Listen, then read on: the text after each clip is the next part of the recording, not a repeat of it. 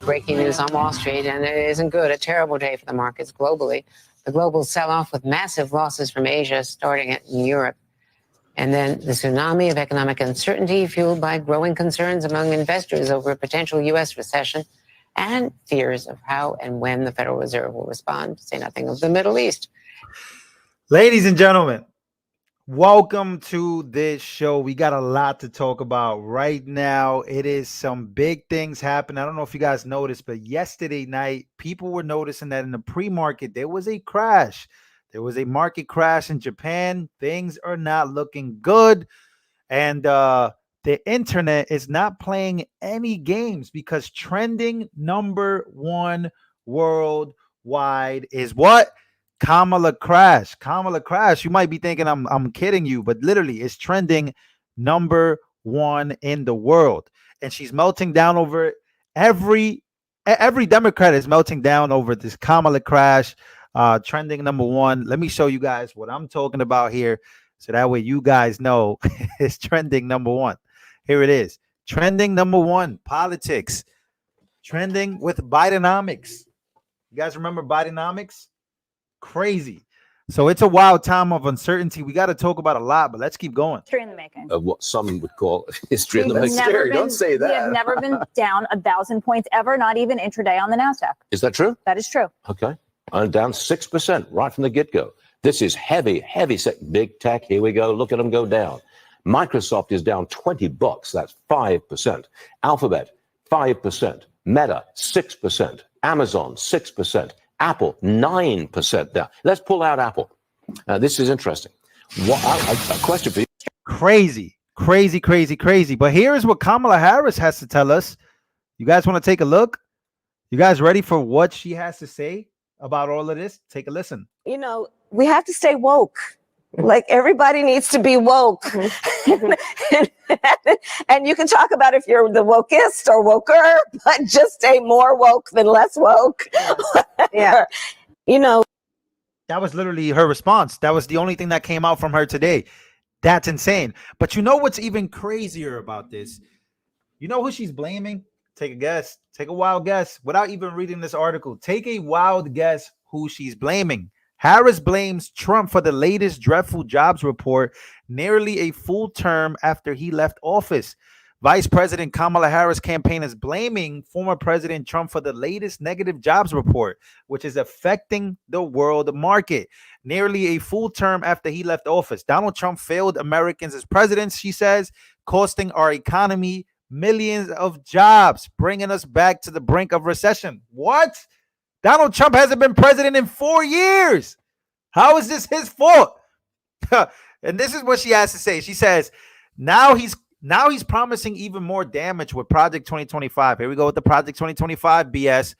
Agenda that will decimate the middle class and increase taxes on working families while ripping away health care, raising prescription drug costs, and cutting Social Security and Medicare, all while making his billionaire donors richer. This couldn't be any more ill-informed. We have something else. Bidenomics, remember this? Bidenomics is working. 5 minutes later. Breaking news right now. The Dow Jones is down about 1,010 points. And Bidenomics is working. Markets around the globe this morning are selling off. Overnight, Japan's Nikkei plunged 12%, its worst day since the 1987 Black Monday crash. Bidenomics. It's working. This is heavy. Microsoft is down $20. That's 5%. Alphabet, 5%. Meta, 6%. Amazon, 6%. Apple, 9% down. And Bidenomics is working. A plummet is fueling fears of recession amid a global market meltdown. The unemployment rate jumped to 4.3%. It just doesn't usually happen in a healthy economy. A rise like that is historically a sign that a recession is imminent. Bidenomics is working. It's working.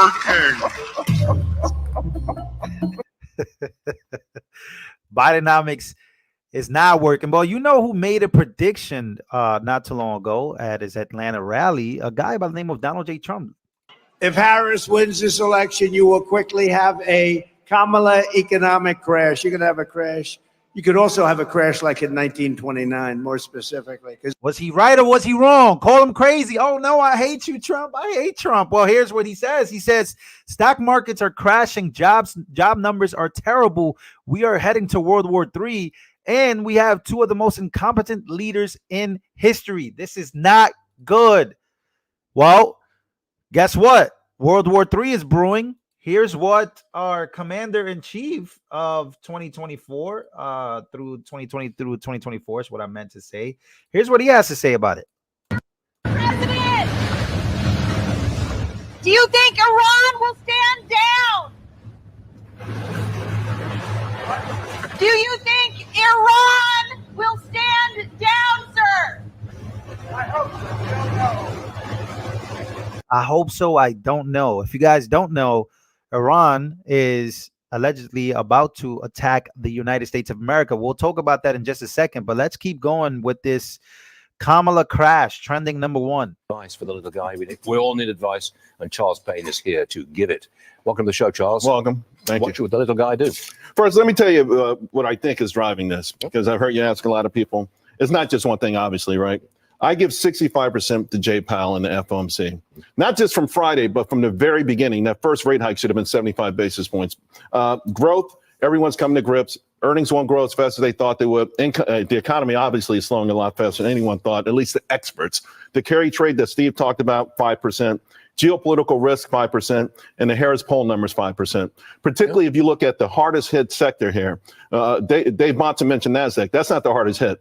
Small caps. Look at what's happened to the Russell in the last, let's say, 72 hours, maybe 4 or 5 days since Harris started going up in the polls. They have crashed. That was a hot trade, right? Is this the Kamala crash? Are you listening to Charles Payne right now? He's cooking. Look at what's happened to the Russell in the last, let's say, 72 hours, maybe 4 or 5 days since Harris started going up in the polls. They have crashed. That was a hot trade, right? That was where everyone was saying the transition was going to be from big tech to the Russell 2000, the domestic economy under President Trump. That all has gone away. So Look, we've still got a sell-off in progress. Yeah. I mean, I'll show you the fear gauge. It's called the VIX. You know what this is all about. The fear, it briefly topped 60 for the first time since March of 2020 as we were getting into the pandemic. Now it's 39.18, I see. That's the VIX right now. So that's moderated just a little bit, but not much. The rate of the move is what's important, right? I mean, we've never seen them. I think this might be one of the biggest moves in history in terms of just in the last 48 hours. Just mind-boggling. Over 175%, 160% overnight. It was 23 on Friday, 65 at one point this morning. Mind-boggling stuff. You cannot ignore it. If you're an investor, here's the thing I'm telling my subscribers. We were closing a lot of things early last week. Today, there's a couple of stocks that aren't going to come back anytime soon. Come to grips with it. Take a loss. You want to build cash because this market is going to be oversold at some point soon, and you want to have the cash to go in there and buy it. A lot of times people come on our network and we always say, you're buying the dip. In real life, people can't buy every dip. Right? So you want to accumulate some cash here, come to grips with what's not going to work, what's not going to come back, because a lot of times in a great bull market, even sloppy stocks can go up and you can get saved by the market. In this particular case, it's going to be very selective on the way back up, I think. Suppose the Federal Reserve came in with an emergency rate cut. I don't know, 25, 50. But yo, this is crazy.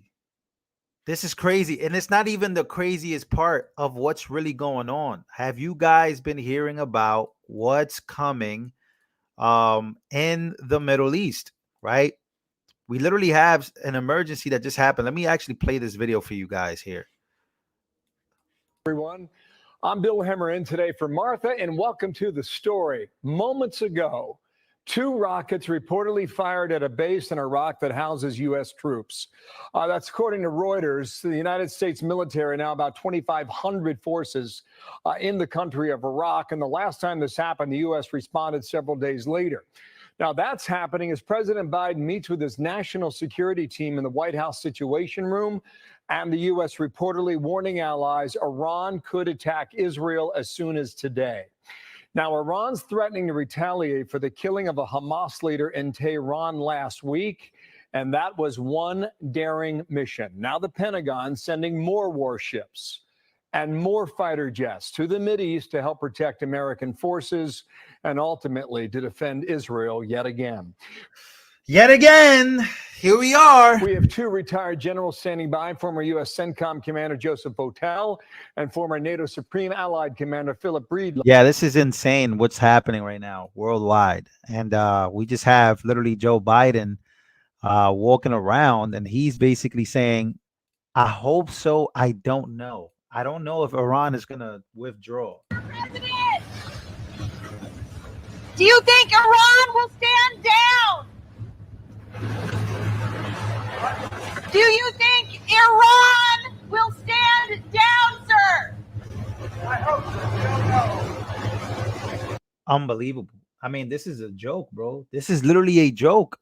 We don't know. He literally just got asked the question, does he think Iran is going to stand down from, you know, attacking Israel as they said they will? And we know that that's going to cause us to have to defend Israel as a country. And they don't know. But of course, Kamala Harris, you know, just our reminder here. You know, we have to stay woke. We have to stay woke. Like everybody needs to be woke. We need to be woke. And you can talk about if you're the wokest or woker, but just stay more woke than less woke. Yeah. Yeah. Guys, we have to stay woke. That's the only way we're going to win. It's the only way we're going to come together and defeat everything that's going on. Telling you, this is the only way. Crazy what's happening right now. It's unbelievable. Kamala Harris blaming Donald J. Trump for the economic crash meltdown that's happening. The job growth report was really bad. Harris will be making up building class. Let's see. The Harris campaign's comments come as U.S. job growth cooled sharply in July, while unemployment rate unexpectedly rose to the highest level in nearly 3 years. So it was all a lie. They couldn't hold out. They're mad that they couldn't hold this out right before the election, because this is what was going to happen if Trump was elected, right? Their damages and what they've done to this country, we're finally going to be seen. I don't know what was going on throughout that time, but ladies and gentlemen,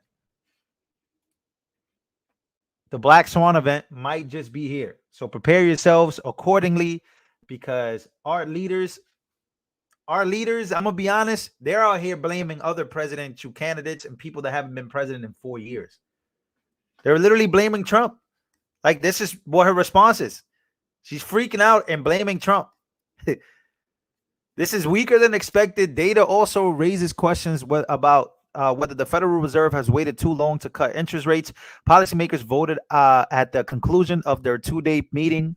As you guys know, interest rates are extremely high. They were supposed to make some interest rate cuts. They have not. Kamala Harris has proudly repeated and celebrated her role as Joe Biden's co-pilot on Bidenomics. Bidenomics is doing great. But remember, ladies and gentlemen, stay woke. Kamala crash trending worldwide.